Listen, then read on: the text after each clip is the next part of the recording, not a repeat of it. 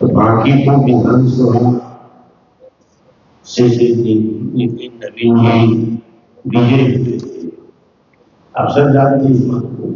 हमारी पार्टी ने निर्णय किया है कि यहाँ से हमारी पार्टी की उम्मीदवार श्रीमती रेखा कुमारी होंगी, क्योंकि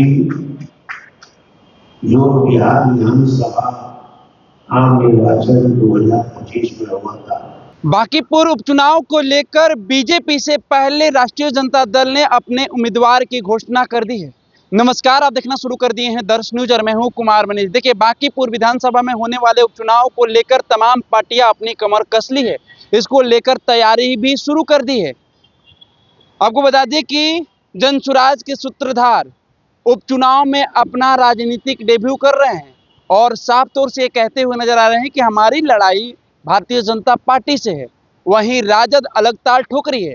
वो कह रही है कि आम जो चुनाव हुए थे 2025 में, उसमें हम जमीनी स्तर पर अपने आप को मजबूत किए हैं और इस बार हम चुनाव जीतने जा रहे हैं। भारतीय जनता पार्टी का ये सीट गढ़ माना जाता है। शुरू से नितिन नवीन के परिवार वहां से चुनाव लड़ते आ रहा है।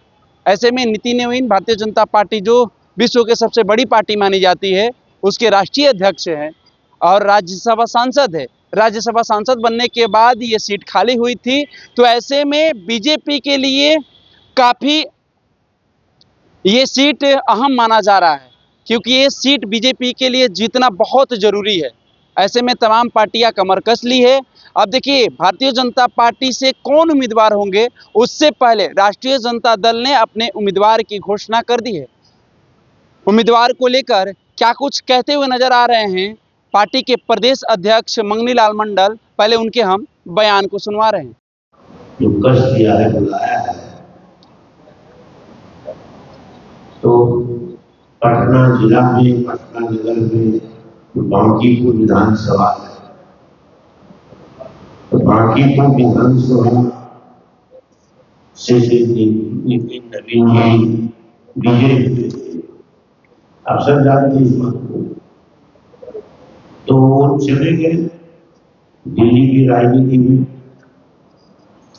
तो उन्होंने त्याग पत्र दिया लोकसभा में जाने के पश्चात, और ये पद खाली हो गया, सीट खाली हो गई।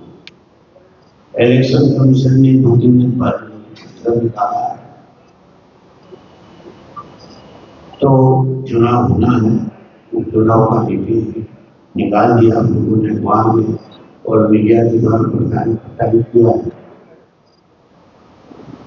हमारी पार्टी ने निर्णय किया है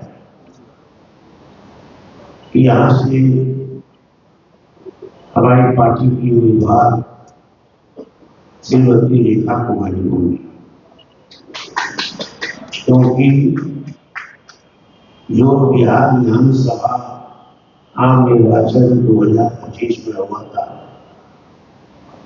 उसमें हमारी पार्टी ने महागठबंधन की उम्मीदवार के तौर पर श्रीमती रेखा कुमारी उर्फ रेखा गुप्ता को उम्मीदवार बनाया था और करीब 47,000 उनको आया था और सेकेंड किया था। तो पार्टी ने फिर फैसला लिया कि हम उन्हीं को उम्मीदवार बनाएंगे। तो हम लोगों को जो पार्टी का निर्णय हुआ, वाकई आप लोगों को जानकारी दे दें, क्योंकि प्रतिदिन 10 पत्रकार बंधु पूछते रहते हम लोगों से किसी न किसी को कि आपका उम्मीदवार कौन होगा, कब होगा। उस समय पर हम लोगों ने कहा कि आपको अवगत करा देंगे। तो आज 6 तारीख को पहला दिन है नॉमिनेशन का, पहला दिन 13 तक है, तो हम लोग बोल सकते बहुत बहुत धन्यवाद। यही बात बतानी है। उसी के साथ अभी तक तो हम महागठबंधन में आगे भी रहे, तो महागठबंधन की उम्मीदवार थी, हमने तो पहले कहा कि महागठबंधन की उम्मीदवार थी, महागठबंधन की तरफ से हमारी उम्मीदवार। कांग्रेस की तरफ से भी चर्चा है कि उम्मीदवारी हो सकती है। कांग्रेस से हमारी कांग्रेस ने कोई इस बात नहीं की। महागठबंधन से हटने का या महागठबंधन से अलग हटने को कोई बात नहीं है। ऐसी कोई बात नहीं, हम लोग एक हैं, एक रहेंगे। ये कांग्रेस का कोई पार्टी नहीं पार्टी को सीट को लेकर हो गई बात हो गई तब कोई बात हो सकती है। और नेता भी नहीं बात को भाई जाना मुश्किल है महागठबंधन कोई बात है, क्या करें? पिछले महागठबंधन में तो राजद का ही सीट था। जमीनें तैयार की गई, महागठबंधन के सहयोगी दल उस समय उस सीट पर लड़ने के लिए तैयार नहीं थे, राजद कर ली। तो राजद ने जमीन तैयार की, लगातार काम कर रहे हैं। तो सब गठबंधन का ही फैसला है, अलग से खर्चा कोई इसमें कोई सवाल नहीं है। व्यक्तिगत प्रतिक्रिया यदि कोई आती नहीं है तो पार्टी का लाइन नहीं होता। पार्टी के तौर पर गठबंधन का ही फैसला है कि रेखा कुमारी पार्टी को विद्वान होगी, जैसा कि माननीय अध्यक्ष जी ने कहा। नहीं, उम्मीद यह थी कि महागठबंधन की प्रेस कॉन्फ्रेंस होगी, सभी दल के लोग होंगे, लेकिन वो इंतजार करिए ना, अभी तो चुनाव में सबको देखते साथी। तो आपने साफ तौर से देखा, मंगनीलाल मंडल फिर से एक बार रेखा कुमारी पर भरोसा जताते हुए नजर आ रहे हैं। यानी कह ले कि फिर से एक बार लालू यादव जो राजद के सुप्रीमो हो, राष्ट्रीय अध्यक्ष हैं, फिर से एक बार रेखा कुमारी पर भरोसा जताए हैं, क्योंकि आम जो चुनाव हुए थे उसमें रेखा कुमारी को लगभग 50,000 के करीब वोट आया था। तो ऐसे में राजद के जो उम्मीदवार होंगी वो रेखा कुमारी होंगी, उस पर औपचारिक ऐलान भी हो गया है। आपको बता दें कि 4 पार्टियां उपचुनाव लड़ने जा रही है। लालू यादव के बड़े लाल तेज प्रताप की जो पार्टी है जेजेडी, उस पार्टी से बीना मानवी इस मैदान में उतर गई है। दूसरी तरफ जनसुराज के सूत्रधार प्रशांत किशोर इस मैदान में है।